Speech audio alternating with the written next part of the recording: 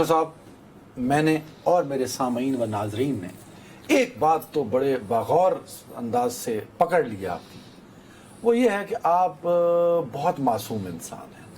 مطلب اس قدر سادگی سے آپ اپنی بات ہمارے سامنے رکھتے ہیں اور ہم محظوظ ہوتے ہوئے، مدہوش ہوتے ہوئے آپ کے اس تجزیے میں ٹریپ ہو جاتے ہیں.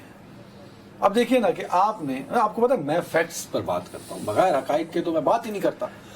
گزشتہ 2.5 مہینوں میں آپ نے متعدد بار ایسا تجزیہ پیش کیا، ایسی بات کی، ایسی خبر دی کہ جو کچھ آپ کہتے رہے کچھ دنوں بعد نون لیگ اس کو امپلیمنٹ کرتی رہی. کئی واقعات جیسے ابھی دیکھ لیں آپ، اس بات پر آپ سب سے پہلے آپ نے کہا کہ جی وہ لاہور لینڈ نہیں کریں گے، وہ اسلام آباد لینڈ کریں گے.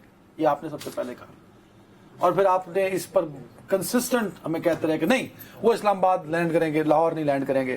پھر وہ ہمارے استاد محترم عرفان صدیقی صاحب نے کالم لکھ دیا جس میں اس پیوند کا انہوں نے ذکر کر دیا. آپ نے ہماری اور میرے آڈینس پہ اتنے پیوند لگائے، وہ پیوند بول بول کے کہ ہم مطلب ہلکان ہو گئے تھے کہ سر بس کر دیں. اب یہی ہوا. اچھا بہرحال اب میں سمجھ گیا ہوں آپ جو بات امپلائی کرنا چاہ رہے ہو کہ میں شاید خفیہ بات بیچ میں رہ یار میں سمجھ گیا ہوں نا. آپ بہرحال مجھے تانا یہ دینا چاہ رہے ہیں حسب عادت کہ اس سادگی میں بڑی پرکاری ہے میری میں، اور میں تو در حقیقت اندرون خانہ خفیہ قسم کا مشیر ہوں نواز شریف صاحب کا. یہی آپ کہنا چاہ رہے تھے نا. لیکن نا میں نے آپ کے جذبات کی صحیح ترجمانی کر دی. میں اپنی مرضی کی ترجمانی کی سر. اچھا آپ کیا کہنا چاہتے ہیں یار؟ دیکھو باسنو وقت نہ ضائع کریں، ہمارے پاس وقت بہت کم ہے، محدود ہے. میں آپ کی خدمت میں صرف یہ عرض کرنا چاہتا ہوں کہ یہ بات درست ہے کہ میاں صاحب کی جو آمد ہے ابھی ظاہر ہے اس کے پیچھے بہت سارا بیک ڈور ورک ہوا ہے. وہ یعنی پرانے زمانے میں جب رستے اتنے پکے نہیں ہوتے تھے تو کسی علاقے میں شادی ہوتی تھی جی، تو شادی کی تقریب سے 3-4 گھنٹے پہلے جو ہے وہ ماسٹی ہوا کرتے تھے. وہ مشک بھر بھر کے پانی لاتے تھے تو پانی پھینکا کرتے تھے، وہ کہتے ترونکا کرنا. چھڑکاؤ تو اردو میں کہتے ہیں لیکن پنجابی میں ترونکا کہتے ہیں اس کو. تو ریاست نواز شریف صاحب کی آمد کے لیے ترونکا بازی میں مصروف تھی، چھڑکاج مصروف سی. اب وہ تمام تر کرنے کے باوجود کچھ حقائق ہوتے ہیں بھائی. اصل مسئلہ ہمارا یہ ہو گیا ہے کہ ہم لوگوں نے جب سے یہ ٹیلی ویژن آیا نا، کیمرے کے آگے بیٹھ کے ہم سب کچھ ہو جاتے ہیں، صحافت نہیں یاد رکھتے. یہ بات تو دنیا کی کوئی طاقت نہیں مٹا سکتی ہے نا کہ ان کو بھیج تو دیا تھا علاج کروانے باہر، لیکن اس کے بعد اسلام آباد ہائی کورٹ نے انہیں ایک کیس میں ایبسکونڈر قرار دیا، بھگوڑا.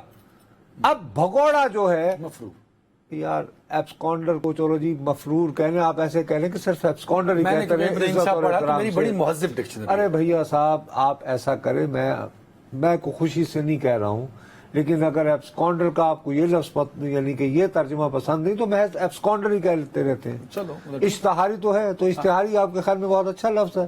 کہتے ہو تیری تو شکل اشتہاری نہ ملتی ہے. اچھا چلو جی اشتہاری تو قرار دیے. اچھا یہ بات کہتے ہوئے میں آپ کو یہ بھی کہہ رہا ہوں کہ میری دانست میں قطعاً جائز بنیادوں پہ نہیں جو ان کے خلاف اوریجنل مقدمے بنے، متعدد بار کہہ چکے ہیں. ٹھیک ہے نا. لیکن میرا یہ تجزیہ اس حقیقت کو تو نہیں اوورڈو کرتا کہ ہی واز ڈکلیئرڈ ایبسکونڈر ایک عدالت میں.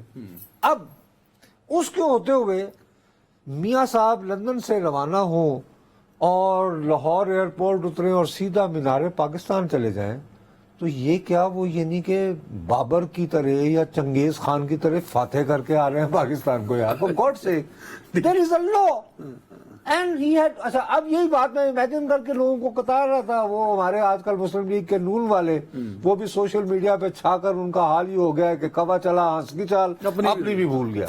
او یہ ارے بھائی یہ ریالٹی ہے. یا تو یہ ہے کہ ایک کوئی ایسی اتھارٹی اس ملک میں ہو وہ یہ کہے کہ ابھی تک میاں صاحب کے خلاف تمام بنائے جتنے بھی مقدمات ہیں وہ سب خارج. وہ تو ایسی قوت یہاں پہ ہے نہیں نہ کسی کی. سو آپ کا یہ ایک ٹیکنیکل تجزیہ تھا، یہ میرا ٹیکنیکل تجزیہ تھا بطور طالب علم سیاست. ایک منٹ سن لو. اس کے بعد جب ہمارے عرفان صدیقی صاحب نے 3 4 تنہائی میں ملاقاتوں کے بعد لندن میں واپس آ کر جب کالم لکھا تو اس کو میں نے ایک طالب علم، ایک صحافی کے طور پر غور سے پڑھا. اس میں یہ تھا کہ لاہور سے پہلے شاید ایک پرواز کا پیوند اور بھی لگ جائے. تو میں نے 2 and 2 4 کیا. میں نے کہا وہ کہ اسلام آباد اتر رہے کہ میں جو ہیں. اب بھائی اسلام آباد میں ان کی آمد کے لیے خدا کے لیے عامر سے آپ بات کریں جو ادھر ہائی کورٹ میں تھے. اللہ کا واسطہ اتنا بھی کمزور نہیں. پلیز